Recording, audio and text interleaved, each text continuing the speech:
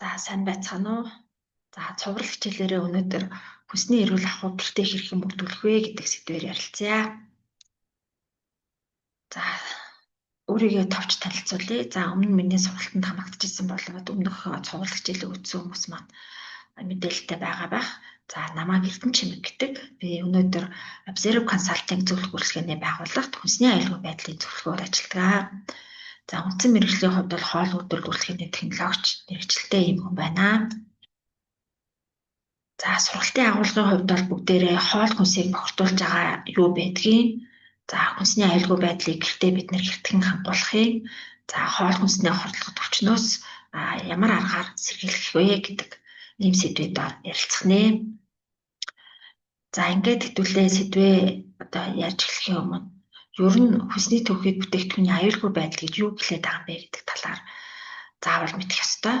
За тэгвэл манай улсад мөрдөгдөж буй хүнсний бүтээгдэхүүний аюулгүй байдлыг хангах тухай хуулинд хүнсний төвхөд бүтээгдэхүүний аюулгүй байдал гэж хүнсийг зориултын дагуу бэлтгэж хэрэглэхэд хүний эрүүл мэнд амь насанд тохирол учруулахгүй сөргөөр нөлөөлөхгүй байхыг хэлнэ гэж байгаа. За өөрөөр хэлбэл бид нар энэ тодорхойлолтоос юу харах вэ гэхээр хүнсийг зориултын дагуу бэлтгэж хэрэглэх гэж зүйл байна. Мөн эрүүл мэндэд хохирол учруулахгүй гэдэг ойлголт байна, тийм ээ. Тэгэхээр өөрөөр хэлбэл бид яаж яах вэ гэхээр аливаа хүнсийг идэхдээ бид нар бидний эрүүл мэнд хохирохгүй нэ, бидний эрүүл мэндэд сөргөн нөлөө үзүүлэхгүй нэ гэж итгэлтэй байдалтайгаар хэрэглэх ёстой байх нь байна. Гэхдээ хизээ итгэлтэй байх вэ гэхээр тухайн хүнсийг бид нар зориултын дагуу бэлтгэсэн, зориултын дагуу хэрэглэсэн байх ёстой байх нэ. Өөрөөр хэлбэл энэчнээс юу харагдаж байна вэ гэхээр хэрвээ бид хүнсийг зориултын дагуу бэлтгэхгүй, зориултын дагуу хэрэглэхгүй байх юм бол бид бүхний эрүүл мэндэд тодорхой хэмжээний сөргөөр нөлөөлөх юм гэдгийг ойлгож авах нэ. За хаад бид нар товчлоод ярих юм бол ерөөсөө л бидний идж байгаа хоол хүнс маань өөрөө зориултын дагуу бэлтгэсэн байх ёстой, зориултын дагуу хэрэглэсэн байх ёстой. Ингээд зориултын дагуу бэлтгээд, зориултын дагуу хэрэглэхэд бид нар ямар нэгэн байдлаар эрүүл мэндэд тийм ээ хохирол учруулахгүй байх ёстой гэдгийг ойлгож авах нэ. За ингээд хэвтүүлээ явц дундаа зориултын дагуу бэлтгэн хэрэглэн гэж юу гэлээд байгаа юм бэ гэдгийг бас тодорхой хэмжээний ойлголт олж авах нь байна. За тэгвэл аюулгүй хүнс гэж байгаа бол аюултай хүнс гэж юу юм бэ гэж байгаа. Тэгэхээр аюултай хүнс гэдэг маань хүний эрүүл мэндэд ямар нэгэн байдлаар сөрөг нөлөө үзүүлж байгаа, тийм ээ. Хүчин үүсгэж агуулж байгаа ийм хүнсийг бид нар аюултай хүнс гэж нэрлэх нэ. Тэгэхээр аюултай хүнсэнд бол одоогоор 200 гаруй төрлийн, тийм ээ, бактери, вирус, шимэгч, за эсвэл ямар нэгэн байдлаар химийн үлдэгдэл агуулгадж болдог байх нэ. За ингээд хүнсийг бохирдуулж байгаа буюу аюултай болгоод байгаа юу байгаа юм бэ гэж байгаа. За тэгэхээр хамгийн нэгдүгээр бид нэр химийн бохирдол гэж нэрлэдэг. Химийн аюул гэж бас нэрлэдэг байгаа, тийм ээ. Бид яагаад аюул гэдэг вэ гэхээр англиар food hazard гэдэг үг бууж байгаа. Тэгээд түүнийг бид аюул гэж орчуулад байгаа. За тэгэхээр хамгийн ихний бидний анхаарах ёстой зүйл бол химийн аюул байх нь байна, тийм ээ. За тэгэхээр химийн аюул гэж юу юм бэ гэхээр одоо хамгийн энгийнээр бол хүнс ямар нэгэн байдлаар химийн бодисоор бохирдохыг хэлээд байгаа юм. За тэгэхээр химийн бодисоор бохирдно гэж юу хэлээд байна вэ гэхээр магадгүй малын эмийн үлдэгдэл байж болно, пестицидийн үлдэгдэл байж болно, тийм ээ. Тэгэхээр малын эмийн үлдэгдэл хаанаас үүсэх вэ гэхээр монголчууд бид мэдж байгаа жилийн жилдэл малын вакцины үлдэгдэл, вакцинтай мал, вакцинтай сүү гэдэл ярьдаг, тийм ээ. Өөрөөр хэлбэл бид нар малд хэрэглэсэн тэр малын эм нь, тийм ээ, махандаа сүндээ шингэсэн байхыг, өөрөөр хэлбэл тэр малыг одоо эмчлээд, за эсвэл магадгүй одоо тийм ээ вакцин ч юм уу хийгээд, урьдчилан сэргийлэх тарилга тун хийгээд тэр нь яг нь шинэгдээгүй хугацаанд, шинэгдэж дуусаагүй хугацаанд хүнсэнд хэрэглэх юм бол тэр маань яадаг бах нь хүнсээр дамждаг бах нэ. Өөрөөр хэлбэл одоо ийм мал болвол тодорхой хэмжээгээр өөрийнхөө маханд, тийм ээ, сүүнд хүний биед хор нөлөө үзүүлж болцсохгүй ийм малын эмийн үлдэгдэлтэй болчихдаг байх нэ. Тэгэхээр энэний ард юу ярагддаг вэ гэхээр мал аж ахуй эрхэлж байгаа хүмүүс маань малын, тийм ээ, одоо тижээлд байгаа тэр одоо бодис юу байдгийг, тийм ээ. За эсвэл одоо малыг эрүүлжүүлэх зорилгоор, малыг одоо өвчнөөс ертөнц сэргийлэх зорилгоор хэрэглэж байгаа дэм тариа тарилга тийм ээ. За тэдгээрийг яах вэ гэхээр зохистой хэмжээнд зохистой тунгаар нь хэрэглээч. Шаардлагатай үед нь хэрэглээч. За мөн одоо тийм ээ ямар нэгэн байдлаар малд одоо тарилга энэ төр хийсэн бол түүнийгээ шимэгдэж дуусах хүртэл нь хүнсэнд битгий хэрэглээч гэдэг ийм зүйл явдаг бахнэ. За дараагийн зүйл нь болохоор пестицидийн асуудал байж байгаа. За тэгэхээр бид нар пестицид манай өөрөө газар тариалангаас үүсэлтэй байж болдог. За энэ яадаг вэ гэхээр бид нар альва одоо тийм ээ урах завхын тулд одоо хортон шавжаас хамгаалдаг. За хог дурамлаас хамгаалдаг тийм ээ. За үүний зорилгоор бол бид байх нь пестицидүүд бол хэрэглэдэг. За тэгэхээр мөн малтай адилхан бид нар энэ урамлыг оруулж байгаа пестицидээ тодорхой тийм ээ заасан хугацаанд ашигладаг, тодорхой тунгаар ашигладаг байх ёстой. Хэрвээ ингэхгүй бол яах нь мөн нөгөө пестицид маань хүнсний ногоондоо тийм ээ урамлалтаа шингээд бас хүний биед ийм зохисгүй үйлдэл үзүүлдэг байх нэ гэж байгаа.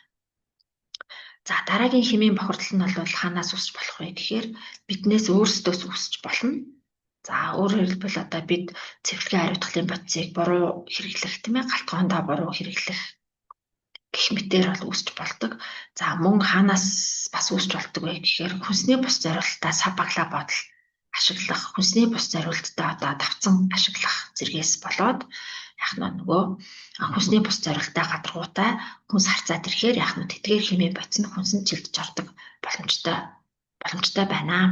За ийм учраас одоо бидний хэмээн бохирдлоос сэргийлж байгаа гол арга зам нь бол бид нар найдвартай хүнс худалдаж авах тийм ээ. Найдвартай гэдэг маань одоо шинжилгээнд хамрагдсан. За тэгвэл шинжилгээнд хамрагдсан хүнсийг бол бид одоо бүхэл тийм ээ худалдааны төв дэлгүүр ер нь бол яах вэ гэхээр нийтийн үйлчилгээнд байгаа бүх одоо хүнсний бүтээгдэхүүнүүд тодорхой хэмжээний шинжилгээний бичигтэй байдаг. Тэгэхээр бид нар түүн дээр үндэслээд яадаг байх нь одоо малын эмийн үлдэгдэлгүүн байна, пестицидийн үлдэгдэлгүүн байна. За ямар нэгэн байдлаар хэмээн бодисоор тийм ээ бохирдоогүй байна гэдгийг бол тодорхойлж гаргаж ирдэг байх нэ. Ийм учраас та бүхэн одоо хэмээн аюулаас сэргийлье гэх юм бол би хамгийн түрүүнд худалдан авалтан дээр анхаарах хэрэгтэй байдаг байх нэ. За дараагийн аюул маань бол физикийн аюул байж байгаа.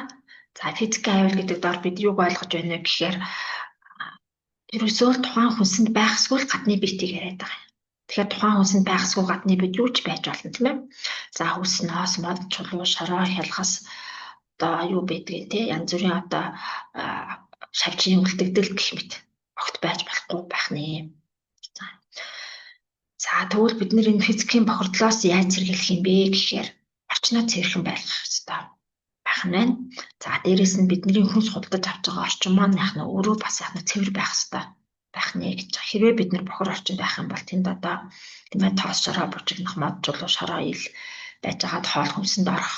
За мөн хэрвээ одоо бид нар бохор орчинд байх юм бол тэнд нь одоо ялаа өөр ямар шавж байдаг тийм ээ цуглараа техник хүнсэнд орох гэх мэт болоод асуудлууд үүсч идэг байх нь байна. За тэгэхээр бид нар физикийн бохирдол буюу энэ гадны биетээс хамгаалахын тулд бидний орчин яах нь цэвэр байх шаардлага тавигддаг байх нэ. За дараагийн бидний мэдэх тийм ээ одоо хамгийн аюултай тухайн үед илэрч идэг зарим тохиолдолд хүний амь насанд ч хүрч болцсохгүй ийм аюул үүсгдэг зүйл маань бол биологийн бохирдол гэж яаж байгаа. За зарим газар бол микробиологийн бохирдол гэж нэрлэж байгаа тийм ээ.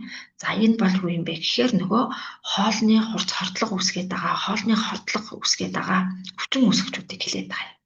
Тэгэхээр бид энд яах нь гэхээр төрөл бүрийн одоо өвчин үүсгэгч тийм ээ гидсний халдвар тараагч ийм одоо бактери, вирус хөгц мөгөнцрийг гэлдэг байх нэ. За тэгэхээр хэдүүлээгийн хичээл өнөөдрийн хичээл маань бол ер нь биологийн бохирдол дээр нэлийн төвлөрч ярина. За дараагийн бохирдуулж байгаа хүчин зүйл маань бол харшил байх нь байна. Тийм ээ харшлын одоо аюул гэж нэрлэж байгаа. За тэгэхээр энд бол бид юуг авч үздэг вэ гэхээр харшил үүсгэгч хүнсийг авч үзэж байгаа. Тэгэхээр магадгүй та бүхэн маань хүнсний харшилтаа болвол харшил үүсгэж байгаа хүнсээ огт хэрэглэхгүй байх ёстой. Жохоон хэрэглэжүүл аюулгүй гэж бол бодож болохгүй. За дээрээс нь та харшилтай биш юм а гэхэд таны гэр бүлд харшилтай хүн байгаа бол таны ойр тойронд харшилтай хүн байгаа бол та тийм ээ тухайн хүмүүсийг одоо харшил үүсгэгчээс хол байлгах буюу харшил үүсгэгчгүй хүнсийг харшил үүсгэгчтэй хүнстэй хамт холихгүй байх ийм одоо байдлаар яах нь бид нар харшил үүсгэгчээс сэргийлдэг байх нэ. За ингээд бид нэр хүнсний аюулгүй байдлыг хангуулахдаа ялангуяа биологийн бохирдлоос хангуулахдаа хамгийн нэгдүгээр цаг хугацаа болон температурыг хянах гэдэг ийм зарчим байж байгаа юм тийм ээ. Өөрөөр хэлбэл энэний арга бид юу вэ гэхээр ямар цаг хугацаанд байх ёстой юм? Ямар горимд буюу ямар температурт байх ёстой вэ гэдгийг яах нь зайлшгүй мэдэх ёстой байх нь. За тэгэхээр цаг хугацаа температурын хяналтыг ярихаар нэгдүгээр хадгалтын асуудал яригддаг. За тэгэхээр энэ хадгалтын үед бол бид яагаад өөр нь хадгалтын хугацаа, хадгалтын температур өөр байд юм бэ гэдэг асуудал тулгарч байгаа. Тэгэхээр энэ маань нэгдүгээр бид нар түүхэд бүтээгдэхүүний шинж чанартайгаа холбоотой байна.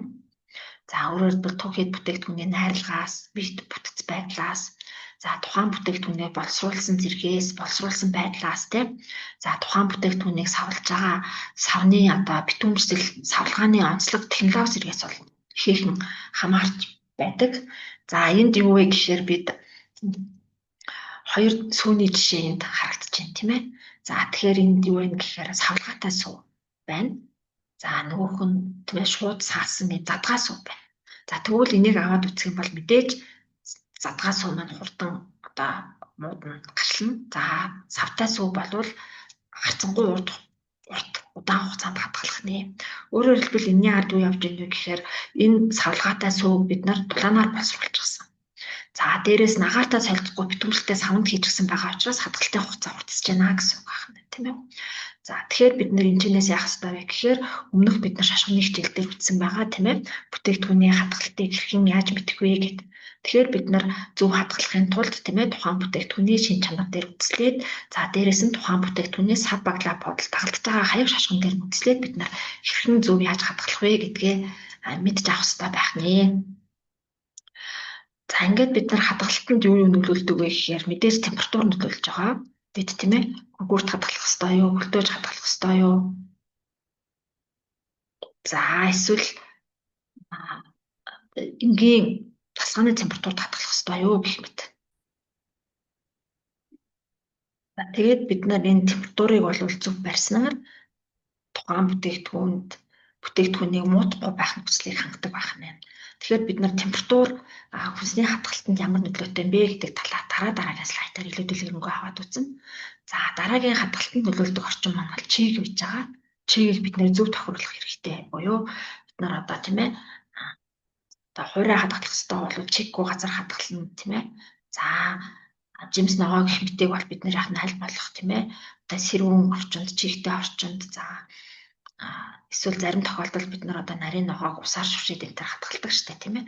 За тэгэхээр энэ байдлаар яах нь бид нар түүхийд бүтээгдэхүүнийхээ онцлогоос хамаарат яах нь бас чигийг тохируулах асуудал бол ярьдаг байх нэ.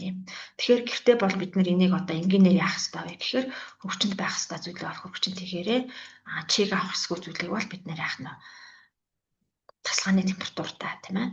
Галтгоондоо өөр хадгалах савшгүй юу гэдэг түндээ бид нар хадгалах нэ гэж байна. За дараагийн хадгалтанд нөлөөлдөг хүчин зүйлийн нэг маань бол хүчил төрөгч байж байгаа. Өөрөөр хэлбэл агаар гэсэн үг тийм ээ. Тэгэхээр бид нар аль болох агааргүй орчинд буюу битүүмжлэнд савлах тийм ээ агаартай харилцахгүй байх. За бид нар юу гэдэг жимс ногоогоо хэрччээд хүнсний скотчоор ч юм уу битүүмжлээд тавьдаг штэ тийм ээ. За ингэж бол хүчил төрөгч нөлөөлдөг байх нь байна. Өөрөөр хэлбэл хүчил төрөгч л яах нь муутгах их усүр нь болж идэг. За дараа нь болохоор нарны шууд тусгал байж байгаа тийм ээ. За тэгвэл хэдүүлээ нарны шууд тусгал болоод хүчил төрөгч яаж нөлөөлж байгаа талаар бас дараагийн слайдн дээр аваад үзье. Тийм ээ. За тэгэхээр хүчил төрөгч болон гэрлийн нөлөөгөөр бол тийм ээ жишээний налимыг ингээд харах юм бол яг муудах процесс явж байгаа. Тэгэхээр эндээ ажиг нь гэхээр нөгөө алим маань агаартай харьцснаар гэрэлтэй харьцснаар өнгө нь харалж эхэлж байна гэж тийм ээ. Тийм учраас бид нэр яах нь тухайн хүнсийг хүнсний онцлогоос хамаарат харанхуй орчинд юм уу тийм ээ. За хүчил төрөгчгүй буюу агаартай шууд харьцахгүй байх гэх зэрэг аргуудаар ядгаа бид нар бас хадгалдаг байх нэ. За түүнээс гадна түрүүн бид нар температур болон чигийн нөлөө ярьсан. Хэрвээ бид нар температур болон чигийг тохиромжтой нөхцөлд байлгахгүй бол хэдүүлээ хүчин өсгөж нэмгууд үрждэг байх нь хөгц мөөгөн зэрэг өсдөг байх нь тийм ээ. Тэгэхээр бид нар юу гэдэг хатаасан байдлаар юм уу тасгааны температурт хадгалах хэрэгтэй юм чиг авахулчаар мөөгөнцөр хөгц урагчдаг штэ тийм ээ. За тэгэхээр температур болон чийг бол бас ийм чухал нөлөөтэй байдаг бахны. За ингээд дараа нь бол бид нар зөвхөн хадгалт дээр зогсохгүй цаг хугацаа болон температурыг бол бид нар боловсруулалтын дээр анхаарах ёстой. За жишээ нь одоо бид нар Монгол хүн болгон бууз мэднэ тийм ээ. Буузыг бид нар буцалж байгаа усан дээр за 20-оос 25 минут, за 30 минут зарим тохиолдолд тийм ээ ингээд чигнэдэг. За үүний ард уу явж ийнө гэхээр бид нар жигнэх хугацааны асуудал ярьж байгаа. Хэдэн минут чигнэх юм. За температурыг бол бид нар яаж авчиж ийнө гэхээр буталсан ус гэдэг маань өөрөө яах нь 100 градус гэдэг ойлголт байх нь гэж байна. Тэгэхээр өөрөөр хэлбэл бид нар альва бүтээгдэхүүнийг боловсруулахдаа тухайн бүтээгдэхүүний онцлогоос хамаарат тийм ээ тухайн бүтээгдэхүүн өөрөө хэдийн хугацаанд гүйцэд болох вэ гэдэг дээр анхаарал бид нар дулааны боловсруулалтаа бол хэдэн минут байхын ямар температурт байхын гэдгийг шийддэг байна. Жишээ нь бид нар тухайханд одоо энэ зурган дээр харагдаж байгаа шиг жигнэж байгаа бол магадгүй нэг 180 200 градуст 10 минут ч юм уу тийм ээ. Тэгэхээр энэ 180 гэдэг хугацаа явж байна. 10 минут гэдэг одоо 180 гэдэг температур явж байна. 10 минут гэдэг хугацаа явж байна. Өөрөөр хэлбэл энэ хугацаанд яах вэ гэхээр энэ түүхийд бүтээгдэхүүн өөрөө түүхийд маань бэлэн болно тийм ээ. За дутуу болчих юм бол яах нь бид нөгөө хордлого үүсэх нөхцөл бүрддэг байна. За нөгөө талаар бид нар энэ дулааны боловсруулалтаас гадна энэ ихэнд гисгэх гэж бичсэн байна. За тэгэхээр бид нар дулааны боловсруулалтаас гадна бид нар бусад боловсруулалтан дээр бараг анхаарах хэрэгтэй байх юм байна тийм ээ. Жишээ нь бид нар одоо махыг бол одоо хөлтөө хэрэглэдэг, хөлтөөж хадгалж хэрэглэдэг одоо арт түмэн. За тэгвэл бид нар одоо гисгэх бас онцгой анхаарах хэрэгтэй. Хэрвээ бид нар гисгээс буруу гисгэх юм бол яах нь тухайн одоо маханд тийм ээ бактериуд өрчих боломж бүрддэг байна. Тэгэхээр гисгэхэд бол бид нар тасалгааны температурт биш хөргөгчөнд гисгэх гэнэ. За хөргөгч гэдэг маань бол нэг 6 температур тийм ээ 6 градус орчим. За 2-оос 6 градус орчимд байж байгаа тийм ээ. Тэгэхээр бид нэр энэ 2-оос 6 градуст бол махыг зөв гисгээснээр нэгдүгээр бид нар махны шүүс гоочихгүй байх нь. За хоёрдугаар бактери үржихгүй байх нь. Махны шүүс гоочснороо бол нэгдүгээр жингийн хорогдолд орж байгаа. За хоёрдугаарт бол бид нар махны шүүс нь өөрөө яах нь гоожоод тухайн орчиндөө бохирдож байгаа. Тэгэхээр өөрөөр хэлбэл нөгөө маханд байгаа бүх бактериуд маань л яах нь тэр шүүсээр дамжаад орчны чинь бохирдуулцдаг байх нэ гэж байгаа. Тэгэхээр бид нэр энэ гисгэх явцад бол ялангуяа махан дээр бол яах нь онцгой анхаарат тийм ээ аль болох шүүсийг гоожуулахгүйгээр бактери үржихгүй температурт байлгах нэ. Энэ бол ерөөсөө л хамгийн тохиомжтой зүйл нь хөргөгч байх нь. Одоо миний өөрийн одоо туршлагаар бол би яадгүй гэхээр гэртээ өглөө ажилдаа гарахаа өмнө тийм ээ махаа хөргүүртэйгээ тавьчихдаг. Өөрөөр хэлбэл хөгчөндөө таван тэгээд тийм ээ хөргөчнтэйгээ тавьчихдаг. Тэгээд орой ирэхэд бол яах вэ гэхээр айхтар шүүс гараагүй. За дээрээс нь яах нь нөгөө яг нэг хичээх боломжтой тийм ээ айтайхан байдалтай болцсон байж байгаа. За дээрээс нь бид нар махнаас гадна бусад одоо хөлтөө бүтээгдэхүүнүүд байж байгаа. За магадгүй бид нар хөлтөө зуурмаг байна гэж бодъё тийм ээ. Тэгэхээр бид нар тэр зуурмагийг гисгэе гэх юм бол мэдээж хэрэг үйлдвэрлэгчийн зааврын дагуу байна. Гэхдээ хөлтөөсөн бүтээгдэхүүн ихэвчлэн яах нь хөргүүрт одоо тийм ээ гисгэхийн зааварчилгаа байдаг. За мөн одоо жимс нохоо зэрэг одоо бүтээгдэхүүн байвал тэнд бид нар яах нь шууд бас тийм ээ халуун усанд буцалж байгаа усанд хийж хэрэглэх юм тохиолдлууд байдаг байна. За тэгэхээр бид нар аливаа бүтээгдэхүүнийг боловсруулахдаа болвол тийм ээ тухайн бүтээгдэхүүний онцлог тохируулаад дулаанаар боловсруулна уу, дулаанаар боловсруулахгүй байна уу тийм ээ ямар нэгэн боловсруулалт хийж байгаа л яах нь түүнд байгаа түүнд одоо мөрдөх ёстой гормыг бүртгэнэ гэж байгаа юм. За ингээд бид дулааны боловсруулалтын үед ингээд хугацаа дутуу бол түүх хэрэг нэ температур багтуул түүх хэрэг нэ температур ихтүүл тийм ээ гадна талаасаа түлэгдээ дотроосоо түүх хэрэг гэх мэт. Тэгэхээр бид нэр түүхий байна гэдэг бол яах нь хүний эрүүл мэндэд сөрөг нөлөө үзүүлэх нэ гэж байгаа юм. За ингээд түүхий бүтээгдэхүүн сөрөг нөлөө үзүүлж байгаагийн хамгийн одоо гол учир шалтгаан нь бол өвчин үүсгэгч буюу бохирдлыг агуулждаг. Тэгэхээр бид нэр аливаа зүйлийг одоо дулаанаар боловсруулна гэдэг бол одоо түүнийг одоо болгож тийм ээ хүний хотоодонд шингэц сайтай болгохын хажуугаар түүнд байгаа бактериудыг бас өхүүлдэг байх нэ. За ямар нэгэн байдлаар бид нэр шүүрхий бүтээгдэхүүн хэрэглэж болно. Магадгүй тийм ээ одоо шүүрхий стейк ч юм уу. Тэгхийн бол бид яах нь хүний температур 63 градусаас дээш байж бид нар тухайн бүтээгдэхүүнийг аюулгүй болсон гэж одоо үздэг байх нэ.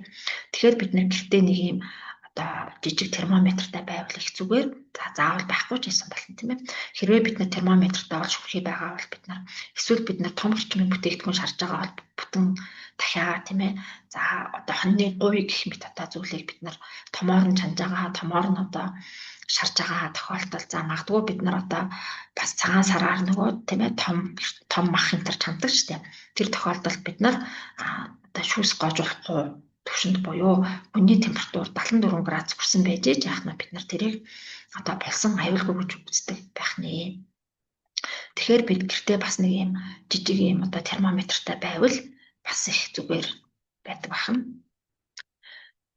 За яагаад бид нар цаг хугацаа болон температурыг анхаараач гэдэг юм бэ гэхээр биологийн аюул нь бол температур болон цаг хугацаанаас шууд хамаарчдаг байна тийм ээ. За тэгэхээр бид нар температур одоо ихэнх юм бол одоо 5-аас 60 градус аюултай бүс гэдэг ойлголтод байдаг. Өөрөөр хэлбэл яах нь энэ 5-аас 60 градус температурын хувьд бол яах нь маш юм одоо тохиромжтой үржих таатай нөхцөл бүрддэг байх нэ. Тэгвэл бид нар 60 градус 3 градусаас дээш болгоод ирэхээр 60 градусаас дээш 74-өөс дээш градус болгоод ирэхээр яах вэ гэхээр нөгөө бактериуд маань үхчихдэг байна тийм ээ. За тэгвэл түүнээс доош бол яадаг вэ гэхээр үржлэн зогсож идэг. Өөрөөр хэлбэл үсэхгүй байна тийм ээ. За ингээд бүр хасах болоод ирэхээр яах нь вэ? Нөгөө бактериуд маань хүн адил үсгэгч маань тийм ээ.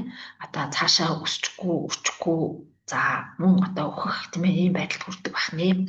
Ийм учраас бид нар хоолны хордлогоос сэргийлэх хамгийн одоо гол хүчин зүйл бол ерөөсөө температурыг зөв баримтлах хэрэгтэй юм байна. Бид нар бүтээгдэхүүнийг түрүү ярьсан ямар температурт боловсруулах хэрэгтэй, ямар температурт хадгалах хэрэгтэй тэр болгоныг баримталж яах нь бид нар энэ хоолны хордлого гэдэг зүйлээс одоо ангид байж чадах нэ. За бидний дараагийн бас нэг анхаарах ёстой зүйл бол гэртээ боловсруулахаас гадна захиалгын хоол байж байгаа. За тэгэхээр бид нэр ямар нэгэн байдлаар захиалгаар гаднаас дуудлагаар тийм ээ хоол авч байгаа тохиолдолд бид нар тухайн хоолыг авчирсан даруйдаа идэх нь бол зүйтэй. За одоо тийм захиалгын хооллууд бол дандаа одоо дулаан баригч цавтай тийм ээ халуунаараа ирдэг. За ямар нэгэн байдлаар та одоо энэ хоолыг идэхгүйгээр үлдээх шаардлага гарвал заавал бид нөхөрөгчөндөө хатгална хизээж ил тавьж болохгүй. За дээрэс нь бид одоо юу гэдэг гадуур хоолж явж байгаа захиалгаас илүү гарсан хоолоос хавлаадаас аваад явдаг тийм ээ. За тэр тохиолдолд бол бид нэр ерөөсөө мөн л одоо авчирсан даруйдаа бид нөхөрөгчөндөө хийх юм байна. За өөр төрлийн хүнстэй холж гутахгүй байхыг аль болох ирмэлцэх хэрэгтэй. Яагаад гэвэл одоо юу гэдэг манастай холих ч юм уу тийм ээ янз бүрийн амлагч энтертэй холиход тэнд бол эсэлдэг процесс нь арай илүү хурдан явагдчихдаг. За тэгээд бид нар хөрчөндөө хийсний дараа ер нь энэ захиалгын хоолыг тийм ээ одоо хөрчөнд хадгалсны дараа заавал бид нэр яхнаа сайтар халааж идэх шаардлагатай байх нэ гэж байгаа. За ингээд энэ дээр бидний нэг яригдаг одоо зүйл бол хонсон хоолны асуудал байж байгаа тийм ээ хонсон хоол дийдэж болох юм болохгүй мүү гэдэг. Тэгэхээр бид нар хонсон хоол гэдгийг юу гэж ойлгох вэ гэхээр цаг хугацааны хувьд урт байхаасаа илүүтэй температур нь буруу байхыг л бид нэр яах нь ойлгох нь илүү зүйтэй юм байна. Өөрөөр хэлбэл ягаад хонсон хоол гэж юм бэ гэхээр урт хугацаанд буюу магадгүй 24 цаг тийм ээ 10 хэдэн цагаас дээш хугацаанд нөгөө тасалгааны температурт байчих юм бол яах нь нөгөө энд үржиж байгаа бактериуд маань тийм ээ цаг хугацаанаас хамаарат температураас хамаарат ихээр одоо өсч үрждэг байх нэ. Ийм учраас бид нар яах нь альва хоолыг хоноохгүй буюу хоноохгүй гэдэг маань яах вэ гэхээр нөгөө зохимжтой температурт удаан хугацаанд байхгүй байх хэрэгтэй байх нэ. Хэрвээ бид нар хоолыг одоо юу гэдэг тийм ээ зохистойгоор хөрчин тэгээд хадгалах юм бол маргааш нь тийм ээ халаагаад идэхэд за халаахтаа бид нар 74 градусаас дээш өндөр температурт болгоод идэхэд асуудал бол байхгүй байх нэ гэж байна. За ингээд дараагийн зарчим бол бид нар тусгаарлах зарчим байж байгаа. За энэ тусгаарлах зарчмаар бид нар юуг одоо анхаарах хэрэгтэй вэ гэхээр түүхий хүнсийг тийм ээ болсон хүнстэй холж болохгүй. За одоо энэ 3 зураг дээр гурван тань байна тийм ээ түүхий махыг тусад нь одоо бандан дээр тавьсан байна. За түүхий махыг доор нь тавиад болсон махыг дээр нь тавьсан байна гэх мэтээр. Тэгэхээр бид нэр энэ түүхий болоод тийм ээ түүхийг буюу боловсруулж хэрэглэдэг хүнс, за боловсруулахгүй хэрэглэж байгаа хүнс хоёрыг хизээж хамтдан байлгаж болохгүй. Ямар нэгэн байдлаар тавцангаар тийм ээ нэг хөрөгчөнд ингээд тавих шаардлагатай болвол энэ зурган дээр байгаа шиг тийм ээ болсон буюу одоо шууд идэх үзэлцэн дээрээ байж гэн.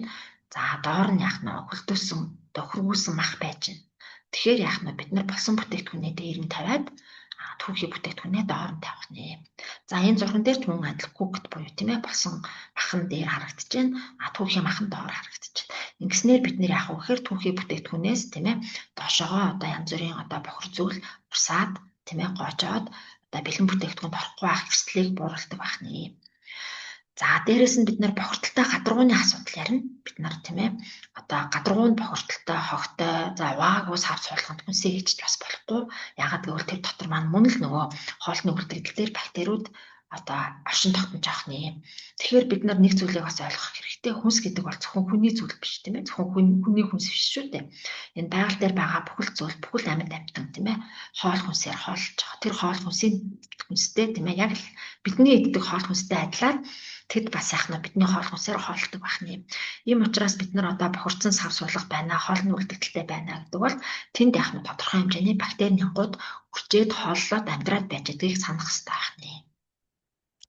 За ингээд дараа нь бид нэр энэ тусгаарлах зарчмыг одоо өөр хаана одоо хэрэгжүүлж болох вэ гэхээр хэрэгжүүлэхэд анхаарах хэрэгтэй вэ гэхээр худалдан авалт ихтэй анхаарах хэрэгтэй. Та дэлгүүрт ороод лангуун дээрээс юм авах та тийм ээ лангуун өөрөө цэвэрхэн байсан уу тухайн лангуун дээр байгаа зүйл маань одоо битүүмжлэлтэй байж нөгөө тусгаарлах зарчим хадгалагдсан уу. За магадгүй жижиг дэлгүүрүүдээр одоо юу гэдгийг зармаг аац тийм ээ шууд идэх бүтээгдэхүүн тавьж яснаа шууд одоо дээр нь нөгөө хөлтөө бүтээгдэхүүнээ хөлтөө түүхийн мах энтрээ тавьсан тохиолдол байдаг. За тэгэхээр бид нэр яах нь тэрийг бас яах нь одоо хүлээн зөвшөөрч болохгүй байх нэ гэж байна.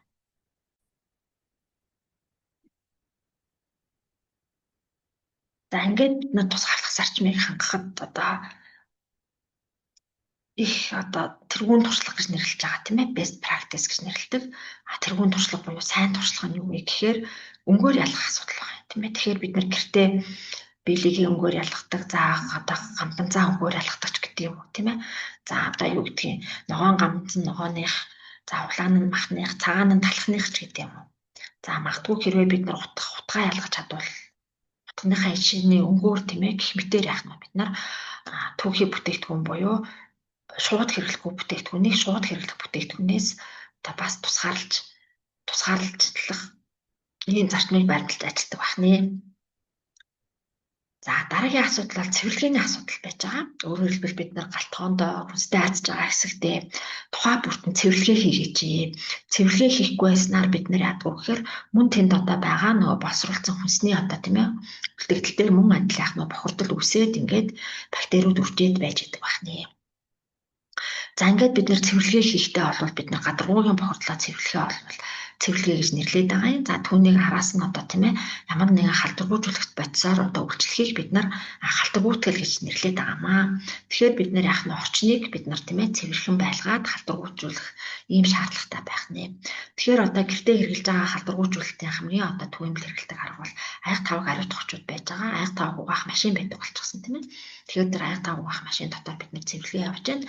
Дээрээс нь бид нар тийм ээ одоо халуун муураар халуун усаар яах нь тэрийг одоо зайлаад хариуцах халдваргүйтгэх ийм одоо юм явдаг байх нэ. Тэгэхээр бид нар галтгоондоо яах нь цэвэрлэгээ болон халдваргүйтгэлийг тогтмол хийж явах хэрэгтэй. Тэнд бол бид нар зөвхөн бактерийг устгах зогсохгүй тэнд яах нь янз бүрийн нөгөө хортон шавж үүрлэхгүй байх тийм ээ хортон шавж цуглахгүй байх нөхцөлийг бүрдүүлдэг байх нэ. За ингээд бид нар цэвэрлэгээний бодистой зөв харьцаж явах хэрэгтэй. За хэрвээ бид нар цэвэрлэгээний бодистой зөв харьцахгүй болвол түрүүчийн одоо өмнөх тийм ээ слайдн дээр ярьсан нөгөө химийн бохирдлын асуудал явж байгаа юм. Тэгэхээр бид нар биологийн бохирдлоос сэргийлэхийн тулд физикийн бохирдлоос сэргийлэхийн тулд очноо цэвэрлээд байна тийм ээ. За тэгвэл одоо бид нар цэвэрлэгээний бодистой зөв харьцахгүй бол бид нар нөгөө биологийн бохирдол физикийн бохирдлоос сэргийлж чадсан ч гэсэн яг нь химийн бохирдлыг үүсгэж болох нэ гэж. Тэгэхээр бид нар энд яах ёстой вэ гэхээр цэвэрлэгээний бодистой зөв харьцахын тулд хамгийн ихний зарчим бол хоол хүнстэй хамт тийм ээ одоо цэвэрлэгээний бодисыг ил задгаа хадгалж болохгүй. хоол хүнстэй харьцах гадаргуу дээр бид нар яах нь түүнийг одоо шууд тавьж одоо хатгалж болохгүй байх нь.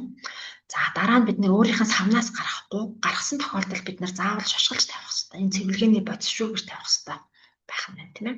Өөрөөр хэлбэл бид нар одоо галтгоонд байгаа хүнсний бүтээгдэхүүнийхээ хоосон савн дотор ямар нэгэн байдлаар цэвэрлэгээний бодис хийгээ тавьчих болохгүй байх нэ гэсэн. Хэрвээ хийж тавьсан бол тэрийг яах нь заавал шошгол.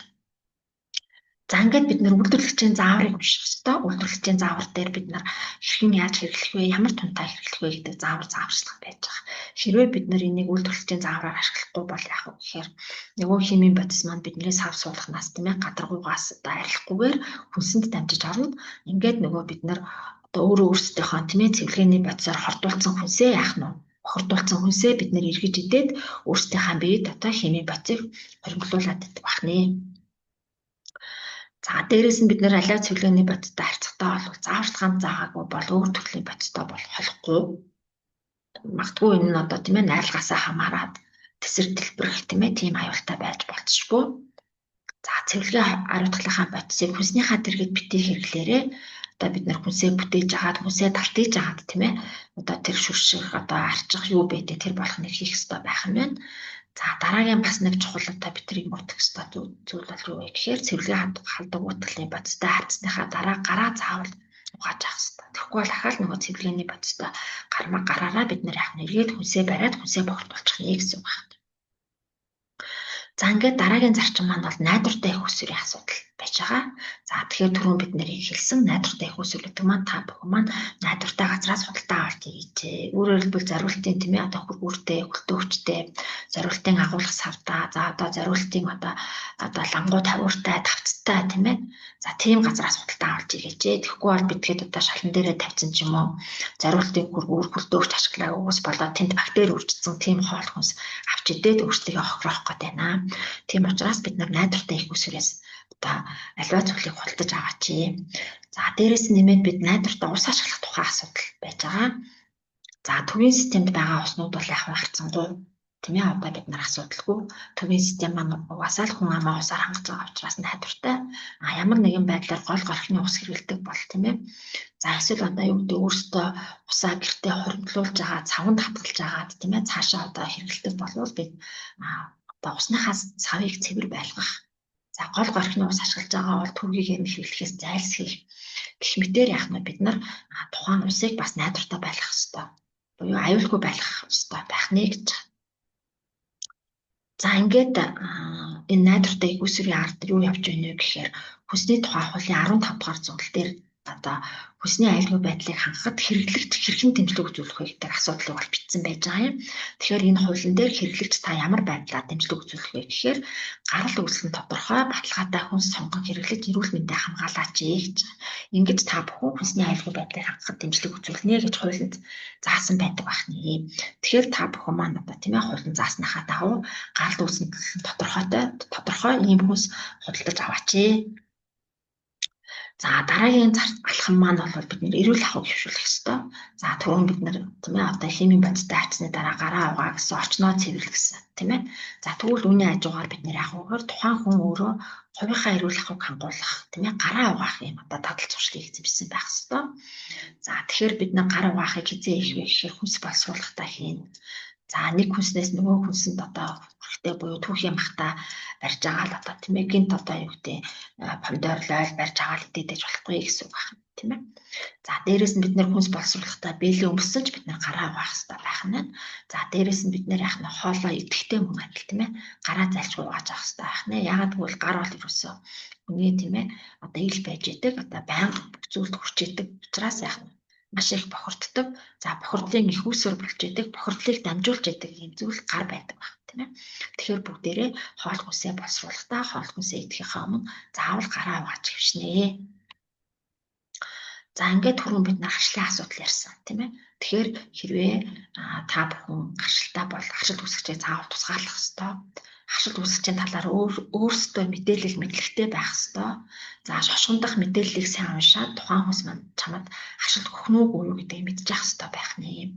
Хэрвээ бид нар одоо юу гэдэг тийм ээ өөрөө харшилтаа байгаад бусд нь харшилгүй байвал бусад харшилгүй хүмүүс нь чиний хүнсэнд харшилтай хүнсийг холио тавьчих юм бол та өөрөө харшаад асуудал үүсгэнэ гэсэн. Ийм учраас бид нар өөрсдөө харшил үүсгэж чинь ойлголттой байгаад юу надад харшил үүсгээд байгаа гэдгийг мэдээд тэгээд түүнийг хэрэглэхгүй байхаас зайлсхийх хэрэгтэй. Тэгээд хэрэглэхгүй байхын хажуугаар яг үхээр танаад өөр харшил үүсгэж байвал тэр харшил үүсгэгчтэй яах нь дамжин бохирдол гэж нэрлэдэг, дамжих бохирдол тийм ээ.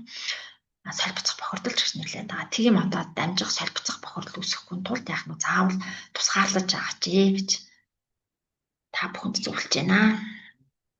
За ингээд хэдүүлээ ер нь бол тийм ээ цаг хугацаа температурыг хянснаар бүгдээрээ биологийн бохирдлоос сэргийлэх буюу хоол хүнсний гаралтай хордлогоос сэргийлж чадах нь байна. За тусгаарлах зарчим баримтаснаар бид нар тийм ээ одоо бохирцсон хүнсийг бохиртойгоо хүнсээс сэргийлэх замаар биологийн бохирдлоос сэргийлэх нь байна. За бохир орчноос орж ирэх тийм ээ янз бүрийн өснөөс хялгасаас сэргийлэх буюу физикийн бохирдлоос сэргийлнэ. За тусгаарлах зарчим баримтаснаар бид нэр химийн бодисуудыг тусдан байлгаснаар химийн бохирдлоос сэргийлж байгаа юм. За мөн харшлын бохирдлоос сэргийлж байна. За найдвартай худалдаа авалт хийснээр мөн адил саяны бүх бохирдлоос сэргийлнэ гэсэн. За мөн бид нар цаг тухайд нь цэвэрлснээр гараа угааснаар эрүүл ахуй гэвшүүлснээр мөн л тийм ээ биологи, физик, хими бохирдлоос аль альнаас нь бүгднгээс нь сэргийлдэг байна. За ингээд хэдүүлээ бичил битний өсөлтөнд бол хүчин зүйлс буюу тийм ээ хүнс муутахад ямар хүчин зүйлс болд юм бэ гэдэг дахиад нэг аваад үзье. Өмнө нь бид нар бас температур, цаг хугацаа, хүчил төрөх чийг нөлөөлдөг талаар ярьсан тийм ээ. За тэгвэл үүн дээр нэмээ шинж жилийн бодис байдаг байх нь. Өөрөөр хэлбэл уургатай, нүүрс цустай, өөх тостой бодис хүнс байхад яах нь тэнд одоо бичил битэн өвчж идэг. За хүчлэг бас их нөлөөлдөг байх нь. За хүнсийг яагаад тийм ээ одоо консервлт юм бэ? Уг цусаар давт юм бэ гэж байгаа. Тэгэхээр яадаг вэ гэхээр энэ дор хүчлэгийн одоо өсөж идэг буюу pH 4.5 үед бол одоо нянгууд бол одоо үүсгэж чадваргүй болчиход байх нь тийм ээ. За тийм учраас бид нар одоо явдад даршилсан ногоо одоо харцангуу удаан хугацаанд татгалдаг байх нь байна, эсгсэн хүнс байх нь байна, нимбэгний шүүс болно тийм ээ. Янз бүрийн одоо хүчлэг болгосон хүнс яах нь харцангуу аюул багтаа тооцогддог байх. За дээрээс нь бид нар давс чихрийн асуудал байж байгаа. За энд бол яадаг вэ гэхээр давс болон мэлсэн чихэр маань яах нь өөртөө усыг шингээгээд тийм ээ яах нь бичил битний өсөлтийг бас зогсоож идэг. За бичил битнийг бүр өхүүлж идэг байх нэ гэж байгаа. За ингээд бид бүхэн өнөөдрийн хичээлээр нэг хүнсний тухай хуультай уялдаад аваад үзэх юм бол тийм ээ гарал үүсэн тодорхой баталгаатай хүнс сонгож эрүүл мэндийг хамгаалах талаар үзлээ. За мөн бид нэр хүнсийг зориулт зааврын дагуу хадгалах, бэлтгэх, боловсруулах, за өөрийгөө болон гэр бүлийн гишүүдэд хоол хүнснээс шалтгааллах хүчлээс сэргийлэх зөв дадалд хэвшүүлэх гэсэн. Энэ одоо тийм ээ зүйл залцуудыг болвол тодорхой хэмжээгээр сонсож авлаа гэсэн. Тэгэхээр та бүхэн маань хүнсийг зориултын дагуу, зааврын дагуу зөв бэлтгэж хэрэглэнэ гэж юу одоо ойлгож авсан бэ гэхээр тухайн бүтээгдэхүүнийг боловсруулахдаа тийм ээ цаг хугацаа болон температурыг хянаач. Тухайн бүтээгдэхүүнийг тийм ээ зөв газар хадгалаач, зөв гормоор хадгалаач. Тухайн бүтээгдэхүүнийг одоо тийм ээ зөв байдлаар бид нар тийм ээ одоо хэрэглээч буюу одоо түүхийгээс тусад нь хадгалах тийм ээ гэх мэтээр яах нь бид нар зөв зохистой энэ дадлыг бүрдүүлээч гэдэг ийм сургалт байлаа. За ингээд та бүхэн одоо бидний одоо цуврал одоо 10 сургалтаар болвол одоо энэ хүнсний тухай хуулийн 15 дугаар зүйлд байгаа. Энэ тийм ээ гарал үүсэлэн тодорхой хүнсийг хэрэглэх, за зориултын дагуу бэлтгэж өөрийгөө болон гэр бүлээ хамгаалах, за мөн тийм ээ 15.1.2 заасан байгаа.